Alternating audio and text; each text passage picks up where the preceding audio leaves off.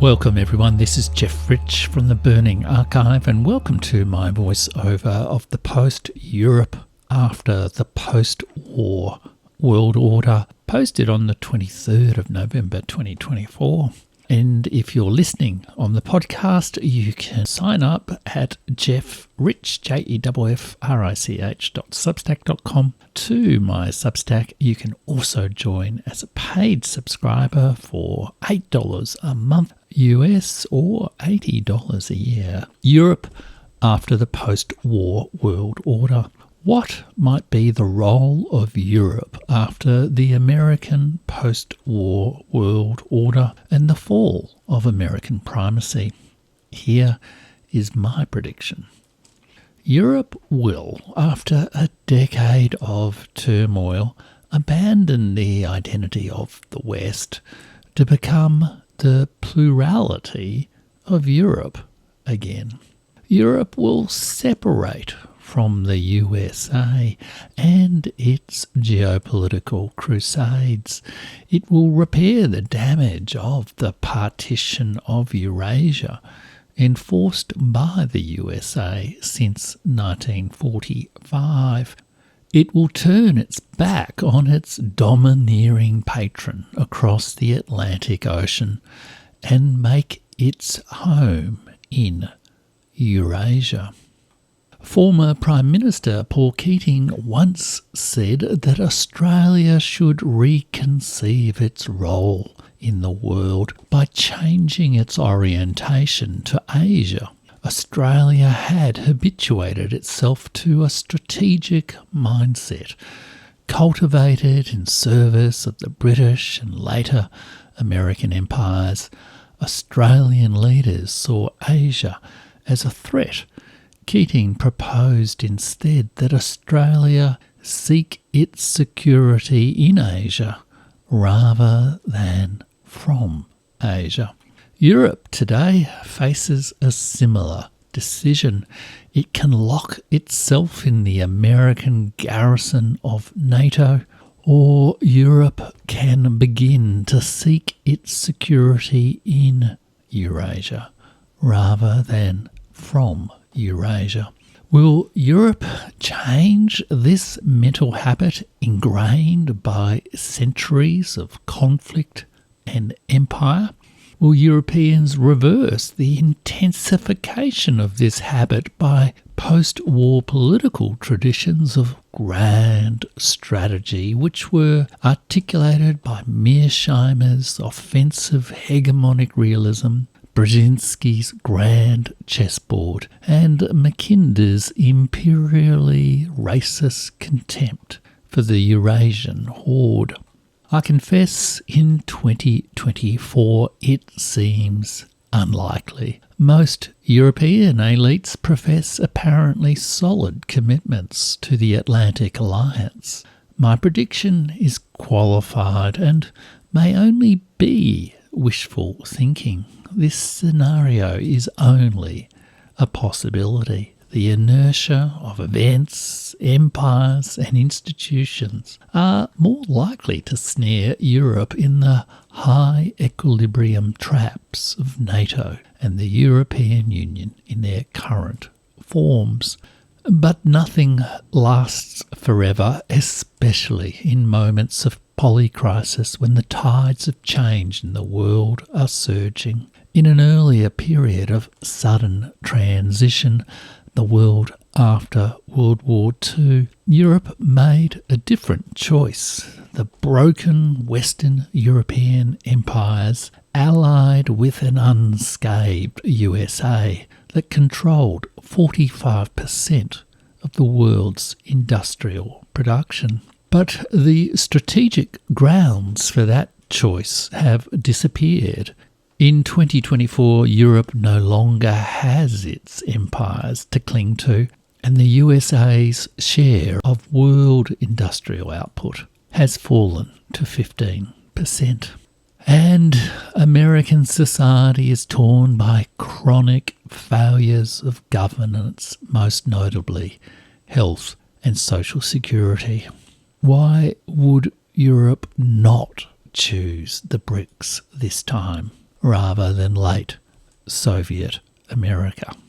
My prediction is but one speculative scenario. However, it has good grounds. It is founded on Emmanuel Todd's historical analysis in La Défaite de l'Occident that the USA will suffer a strategic defeat in the Ukraine war. To quote, and in the post I have both the original French and a translation of this text, not yet a published authorised translation, but my own translation of this text, and it reads, "The ephemeral military successes of Ukrainian nationalism have launched the United States into a bidding war from which it cannot escape without suffering a defeat, no longer simply local but global, military, economic and ideological.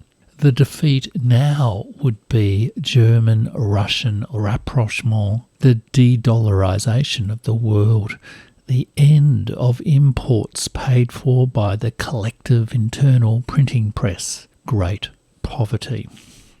This judgment was made in September 2023.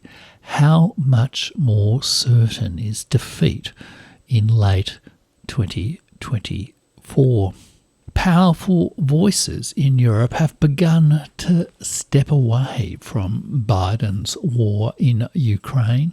In October 2024, the current rotating president of the European Union, Viktor Orban, told the European Parliament that Ukraine cannot win on the battlefield and that Europe should seek peace, not more American-led wars. In November 2024, Giorgia Meloni criticised Biden's decision to launch American missiles into Russian territory and so risk more catastrophic war in Europe.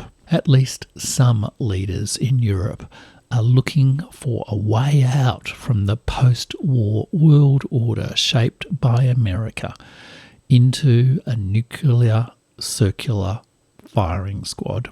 The defeat of the West will impact the USA and Europe differently and strain the Western institutions established since 1945. Out of the fractures, ideas for a new Europe will emerge.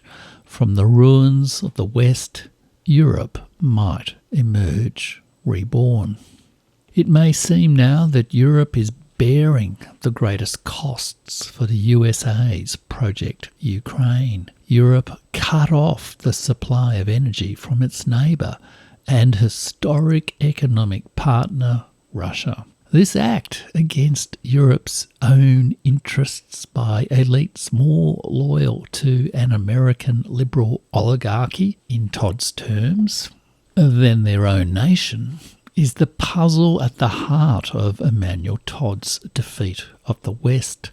He describes it as the suicide of Europe. He judges it is driven by the nihilism of the Washington gang. But as the fog of strategic defeat clears, a different landscape emerges.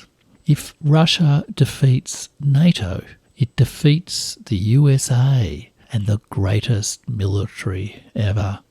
The prestige of American primacy will be fatally wounded. Moreover, the collapse in authority is metastasizing. The American support for Israel's actions in Gaza and Lebanon have destroyed American diplomatic authority around the world. The lesser partners of the West, including European nations, may walk from the shadow of American failure. Since 1945, the American post-war world order has claimed the history of Europe as its own through the idea of the West. US leaders even claim the war in Ukraine and, more horrifically, Israel's assault on Gaza were battles for Western civilization. They miscalculated. Now that order is breaking down. BRICS is strengthening. American influence in the world is collapsing. Shame-faced Europeans, embarrassed by the violent branch of the Western family, have begun to contemplate a divorce. There are uncertain signs in the present that Europe might end its submission to American global leadership and rediscover sovereign autonomy in culture, economy, politics, and last of all, security. Giorgia Meloni has spoken of reclaiming a specifically European culture and civilization. Mario Draghi has set out a plan for European competitiveness that would strengthen Europe's institutions and industry against predation by its Atlantic partner. Emmanuel Macron said at a recent European Council meeting that Europe should not restrict itself to being a herbivore in a world of carnivores. It should at least be an omnivore. The current threat might be presented as Russia, but the predator he was really concerned about was the USA. American commentators tend to sneer at this talk of Europe standing independently in the world. There is a rich vein of contempt in American political culture expressed in perceptions of Europe as stagnant, divided, and dependent on America paying for its defence. It is embellished by ideological historians like Neil Ferguson or Robert Kagan, who mock the degeneration of Europe and insist the old continent grows a spine to join America's new Cold War. It is enacted by Donald Trump and many American political elites who insist that Europe pay more for its own defence, made necessary by America's aggressive expansion of NATO towards Russia's borders. They even insist Europe degrade its social welfare and healthcare systems to become more like the seedy libertarian dream of American streets. Even conciliatory commentators like Ambassador Chaz Freeman tend to assume that Europeans and Russia will squabble forever without the gracious intervention of the best and brightest leaders of the USA. These contemptuous attitudes blind American leaders to the changing world and increase the probability of Europe choosing a Eurasian future. They foster, beneath the surface of loyal Atlanticist media editorials, a growing determination from European leaders to find a way to escape the leash of their erratic and supremacist master. Donald Trump may prove the perfect excuse for Europeans to declare independence from the Atlantic Charter. Emmanuel Todd's La Défaite de l'Occident, a work of historical sociology, has succeeded as a bestseller because it connects to this underlying emotional longing in Europe to emerge from the ruins of the fractured nihilistic American empire and make Europe European again. Perhaps for that reason, Todd's book has been translated into Italian and Spanish, but not yet American English. The attitudes also find their way into the conventional accounts of how America shaped the post-war world order, as I discussed in last week's post, USA Dreams in the World After American Primacy. And there is a link in the post at jeffrich.substack.com. So if you're listening on the podcast, do go there and read and sign up to my newsletter. If Europe reframes its history since 1945, Europe may free itself to become something different from what it has been. I will be exploring how to reframe the history of Europe as one of the 5 major powers in the world today in my series on the Burning Archive in 2025. I will use John Darwin after Tamerlan as a starting point and explore other historical perspectives on Europe. In my Wednesday post for paid subscribers, How to Partition of Eurasia, Defined World Disorder After 1945, as part of my series on the post-1945 world, I discussed the crucial importance of this partition of Eurasia by the USA for the disorders of the world today. In Taiwan, the Koreas, West Asia, South Asia, East Asia, and in Europe. The end of the Cold War gave temporary relief from some of those disorders. The strident reassertion of American primacy, whether under Bush, Obama, Trump or Biden, has opened up those wounds again and motivated Europeans to remake their history. In 2025, I will share more of these most insightful histories that might reframe how Europe and major world powers adapt to this disordered, changing world. Please join me as a paid subscriber so you can read these thought-provoking histories with me. We will discuss the implications for our lives far from the centres of power. We will find ways to learn from history, to live in tune with the mode of a changing world. You can subscribe now at jeffrich.substack.com. You can join me as a paid subscriber for $8 a month US, about approximately $10 Australian per month, or at the discounted annual rate of $80 US, approximately $100 Australian. I should perhaps convert that into euros for this podcast, but I haven't done my research on that one, but I'm sure you can find the currency conversions online. So do please join me at jeffrich.substack.com, where I try to learn from history to live in tune with the mode of a changing world. Thanks for listening.